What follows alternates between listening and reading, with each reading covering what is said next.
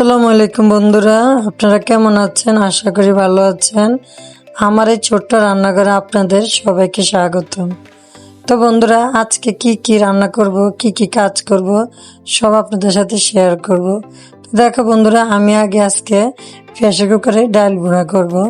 তো দেখো, আমি ডালটা ধুয়ে নিয়েছি, তারপরে দেখো হাতে মাখিয়ে তারপরে আমি সুন্দরভাবে ডালটাকে বসিয়ে দিব।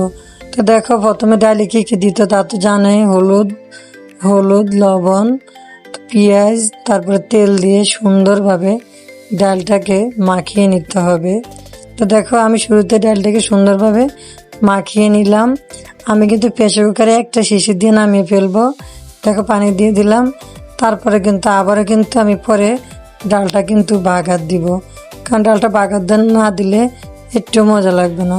তো ডালটা বসিয়ে দিলাম। দেখো বন্ধুরা, এর ভিতরে আমার অনেক মাছ নিয়ে এসেছে আজকে।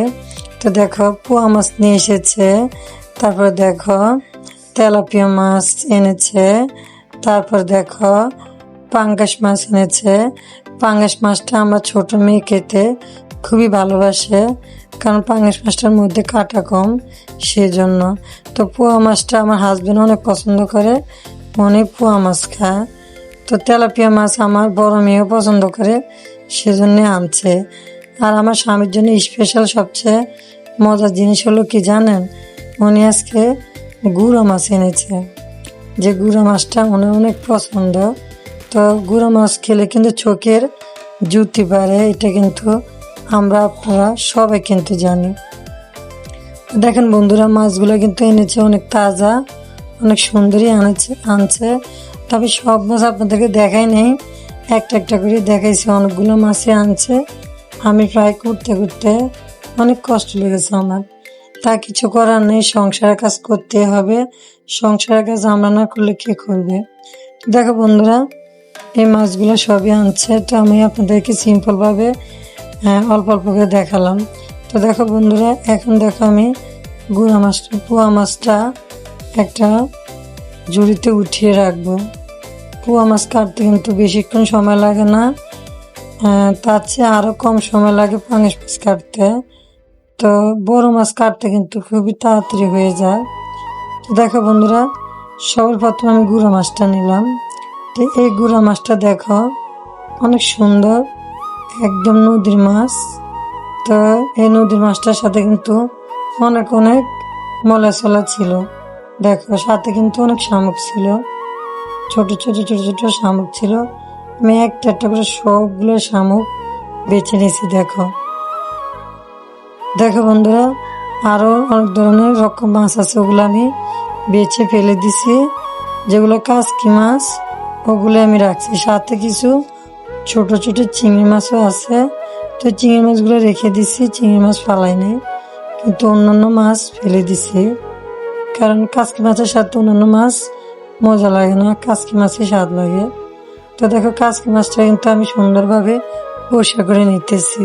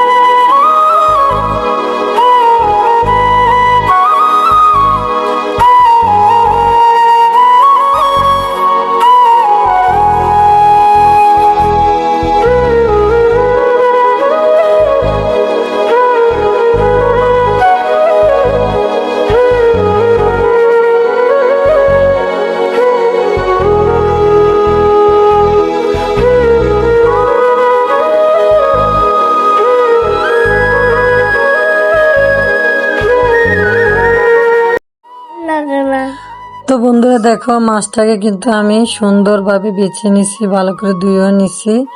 নেওয়ার পরে দেখো, আমি সুন্দরভাবে এখন মাছটা সুন্দরভাবে রান্না করব।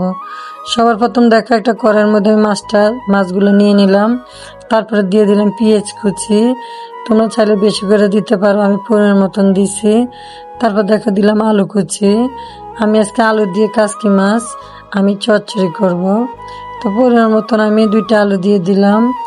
তারপর দিলাম দেখো মরিচের গুঁড়া, দেখো মরিচের গুঁড়া দিলাম। তারপর দিয়ে দিলাম খাবার লবণ, স্বাদ মতো লবণ দিয়ে দিবে যতটুকু লাগে তোমাদের মতো করে। তারপর বন্ধুরা দিয়ে দিলাম দেখো আদা রসুন। আদা রসুনের সাথে কিন্তু পেঁয়াজ বাটাও আছে, আমি একসাথে কিন্তু ব্লেন্ডার করে নিই। তো দেখো দিয়ে দিলাম আমি খাবার সয়াবিন তেল। তো এখন সুন্দরভাবে একটু মাখবো, আমি সুন্দরভাবে মেখে। তারপরে বন্ধুরা হলুদ দিতে ভুলে গেছি, দিব হলুদ।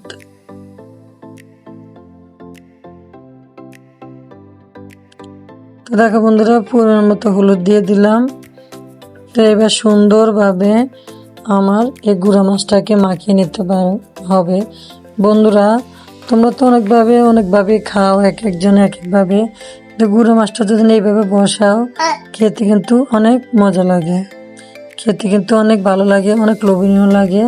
তো বন্ধুরা তোমরা এইভাবে একবার ট্রাই করে দেখো, আমি যেভাবে মাখিয়ে গুঁড়া মাছটা রান্না করেছি। তো আমরা এইভাবেই পছন্দ করি, আসলে খেতে অনেক ভালো লাগে। তোমরা এইভাবে যারা রান্না পারো না তাদের জন্য ভিডিওটা, ঠিক আছে? আর অনেকে যারা রান্না পারে তারা তো পারদর্শী। তো বন্ধুরা তারপরে একদম একটু পানি দিয়ে দিবে, আমি কিন্তু আর পানি দিই, পানিটা কিন্তু একবারে দিতে হবে গুঁড়ো মাছের সাথে, বারবার দেওয়া যাবে না।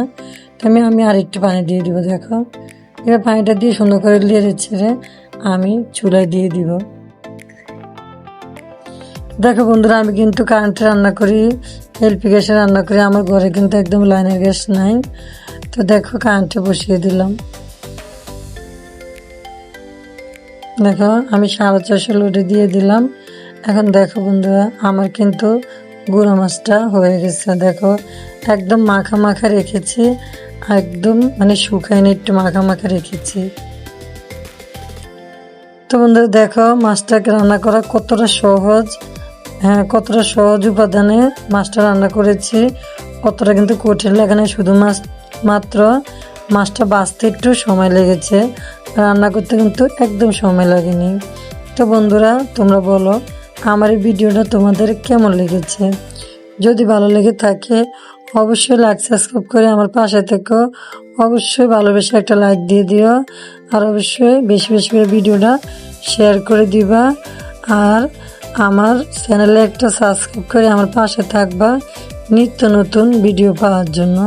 তো ঠিক আছে বন্ধুরা আজকের মতো এই পর্যন্ত, তোমরা ভালো থেকো, সুস্থ থেকো। নেক্সট আমি আবারও ভালো ভালো ভিডিও নিয়ে হাজির হব। তো বন্ধুরা দেখো কত সুন্দর চিংড়ি মাছ ভুনা করেছি। এই চিংড়ি মাছটা তোমাদের সাথে অবশ্যই আমি আগামীকালকে শেয়ার করব। তো আমি আজকে চিংড়ি মাছটা তোমাদের সাথে শেয়ার করতে পারি নাই, কারণ অনেক ঝটপটে আমি ভিডিওটা বানিয়েছি। তো ঠিক আছে বন্ধুরা ভালো থেকে সুস্থ থেকো, আমি তোমাদের সামনে কালকে এই ভিডিওটা নিয়ে হাজির হব। অবশ্যই কিভাবে আমি চিংড়ি মাছটা কিভাবে ভুনা করেছি অবশ্যই কালকে